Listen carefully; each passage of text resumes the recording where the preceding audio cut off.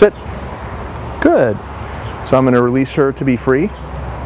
Everything starts and ends with a calm sit stay. I'm going to release her with a calm sit stay, from a calm sit stay with my right hand. Since she's on my left, I just lean over like this, pat her chest and say, go. She knows that means that she's free.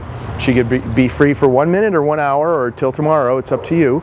But when you call her back to come to you, she knows to come back, sit next to you, she's back on the clock, and so everything starts with a calm sit stay. You release her out of the calm sit stay to be free. When you call her back to you to be next to you in training mode, everything starts with a calm sit stay. So when I call her to come to me, I always practice calling her when she's looking away from me and or distracted by something else, so I can always practice, come! That was a B on the ground. Good, and I didn't even have my reward ready, but I grabbed it really quick because I don't want her to get stung by a little bee that's crawling around there. You want to have her, because of things like that, you want to have her so used to hearing that recall command that she just breaks away and comes back to you like muscle memory, which she pretty much has now. And it'll get better and better as you practice this in the coming weeks and months. But always practice calling her away from something. Always try to distract her. If she's looking at you, then distract her by tossing something. So now she's distracted again. Come! You can call her back to you. Good. Never call her when she's staring at you. Sit. And you can just do this little exercise. Go, where you call her back away from different things, have her sit next to you, release her again. You've already seen us how we're practicing the recall in public with other dogs and distractions, and this helps you in those situations, just doing it like what you see me doing here. And actually this is what you should practice in your yard or your house to get comfortable with this process, this command right here, because you need to be able to do it when there's very few distractions. You need to be able to do it properly before you can actually practice out in public where she's actually got a big distraction that she's interested in. But notice how I have the reward in my right hand, left hand leash like this, right hand, see she wants to sniff something, come, and back away.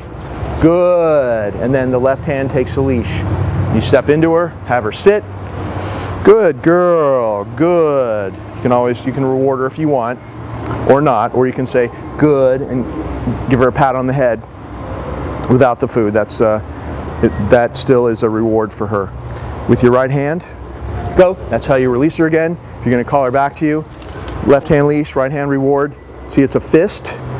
Because later on, and even now, if there's no food in there, she'll still come to this. She loves to come to this target. It's not a half open hand. It's not like that. It's a fist, because when you start to phase the food out, she'll see there's no food in there. So make sure you use this target. And backing away draws the dog to you. So I've got a 6-foot leash here, but you can easily practice this with longer leashes, 10-foot long lines, 20-foot long lines. It'll work the same way. If she doesn't respond the first time you say come, don't ever repeat it. With the leash, you give it a little pop. She'll turn around, see you backing away with this target. She loves to come to this, wherever this target is. Good, whether you have food or not. But always, at first, for the next few weeks, when she comes back to you, use food. And then gradually start phasing food out. See, there's no food now. Come. Good, she still loves to come to it. Make sure it's a pleasurable experience. Sit. And she does not have an ear infection as far as I know. She just shakes a lot. It seems to be a nervous habit, but we haven't seen any sign of having an ear infection.